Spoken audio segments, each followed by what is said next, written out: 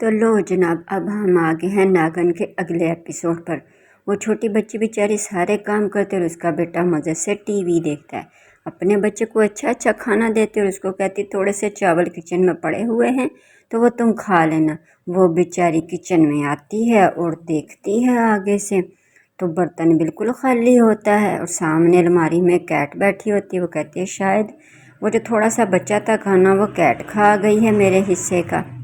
وہ بیچاری پریشان ہو کے سوچتی ہے کہ آج تو پھر مجھے بھوکا سونا پڑے گا۔ اپنے کمرے میں آتی ہے اور وہاں پر دیکھتی ہے ایک ٹفن پڑا ہوتا ہے۔ وہ بڑی خوش ہو جاتی ہے، ٹفن کھولتی ہے، بیچ میں بریانی ہوتی ہے، کہتی ہے واو مزے کی۔ وہ جی بھر کے بریانی کا ٹفن کھاتی ہے اور سو جاتی ہے۔ اور اس کا دوست جو ہوتا ہے لقمان، وہ دیکھ کے اس کو خوش ہو رہا ہوتا ہے۔ پھر وہ آ کے آواز دیتی ہے، کہتی ہے یہ سارے برتن پڑے ہوئے ہیں، یہ کس نے دھونے ہیں؟ وہ کہتی ہے تھوڑی دیر سو لوں، پھر میں اٹھتی ہوں تو پھر سارے برتن دھو دوں گی۔ وہ بیچاری سو جاتی ہے اور ایک دم سے اس کے کانوں میں آواز آتی ہے اونچی اونچی۔ وہ آتی ہے اور کہتی ہے تم نے اتنے اچھے برتن سارے دھو دیے، اتنی جلدی کیسے کر لی؟ اور سامنے دیکھتی ہے وہی لقمان اس کو دیکھ کے ہنس رہا ہوتا ہے۔ وہ کہتی ہے یہ سارے برتن اس لقمان نے دھو دیے۔ پھر وہ اپنی ماں سے کہتی ہے کہ بس میں نے جلدی کام ختم کیا۔ پھر جو لقمان ہوتا ہے وہ اس کے ساتھ مل کے سارے کام کرتا ہے، گھر کی صفائی بھی کرتا ہے، کپڑے بھی دھو جاتے ہیں، برتن بھی صاف ہوتے ہیں۔ اور جو ماں ہوتی ہے اس کی، وہ بڑی پریشان ہوتی ہے کہ اتنی جلدی سارے کام ہو رہے ہوتے ہیں۔ پھر دیکھتے ہی دیکھتے وہ بڑی ہو جاتی ہے، اور جب وہ بڑی ہو جاتی ہے تو پھر اس کو اس سے محبت ہو جاتی ہے۔ ایک دن وہ باہر کھڑی ہوتی ہے اور پوچھتی ہے اس سے سچی بتاؤ ماں نے مجھے کہاں سے اٹھایا تھا بچپن میں؟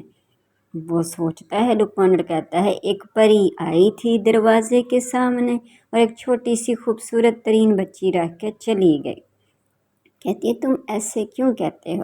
سچی بات بتاؤ، میں ماں کو کہاں پر تھی ملی؟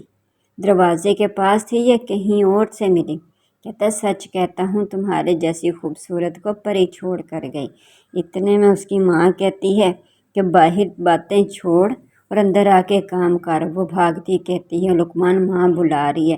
وہ اتنا کہہ کے بھاگ کے کمرے میں آتی ہے اور آگے سے ماں کہتی ہے تو جو باہر کھڑی ہو کے تماشے لگاتی ہے نا، مجھے سب پتہ ہے تیرے اور لقمان کا۔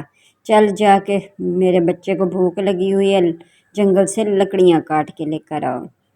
وہ بیچاری لکڑیاں وہ کلہاڑی اٹھاتی ہے اور جنگل کی طرف چلتی ہے اور سوچتی ہے کہ گھر میں تو ماں کا بیٹا بھی تھا، ماں اس کو بھی تو بھیج سکتی تھی، پھر ماں مجھ سے ہی کیوں مردوں والے سارے کام لیتی ہے؟ خیر بس جیسے اس بیچاری کی زندگی تھی کہ بچپن سے ہی ماں اس کے اوپر ظلم کرتی آئی اور ماں اس سے سارے کام کرواتی آئی۔ وہ تو لقمان تھا جو اس کا بڑا ساتھ دیتا تھا۔ وہ بیچاری یہی سوچتی ہوئی آگے آتی ہے اور اس کا دل بھی اتنا دکھی ہوتا ہے اور اس کے مائنڈ میں ایک اداس سا سانگ چل رہا ہوتا ہے اور وہ بیچاری اسی طرح ہی چلتی ہوئی آتی ہے اور پھر رونے لگ جاتی ہے وہی اداس سا سانگ گاتے ہی کہ کیا میرے نصیب ہیں، میرا کیا بنے گا آگے زندگی میں۔ خیر دوستو، زندگی کے اوپر بہت مشکلات حالات بھی آ جاتے ہیں لیکن انسان کو لڑ کے جینا ہوتا ہے۔ وہ لکڑیوں پہ کلہاڑی چلاتی ہے اور اس کا ایک آنسو گرتا، وہاں پر ایک چھوٹا سا پودا اگ جاتا ہے۔ وہ بڑی پریشان ہوتی ہے، وہ کہتی ہے یہ کیا ہے، چھوٹا سا پودا ہو گیا۔ اور پودے کے بیچ میں سے آواز آ رہی ہوتی ہے اور جیسے ہی آواز آتی ہے وہ پریشان ہو جاتی ہے، ارد گرد دیکھتی ہے کوئی بھی نہیں ہوتا۔ وہ اٹھا کے ایک اور کلہاڑی مارتی، ایک دم سے آگے سنیک آ جاتا ہے اور جب سنیک آ جاتا ہے تو اس کو کٹ لگ گیا۔ اب اس کا بلڈ بکھر جاتا ہے۔ وہ جیسے بلڈ بکھرتا ہے وہ ایک دم سے دیکھتی ہے کہ وہ تو پریشان ہو جاتی ہے اور کہتی ہے ہائے میں مر گئی، یہ کیا مجھ سے مرڈر ہو گیا۔ وہ نیچے ہو کے جیسے سنیک کو پکڑنے لگتی ہے، سنیک ایک دم سے جھاڑیوں میں غائب۔ آگے کیا ہوا دوست، یہ دیکھنے کے لیے آپ کو میرے اگلے ایپیسوڈ کا ویٹ کرنا پڑے گا۔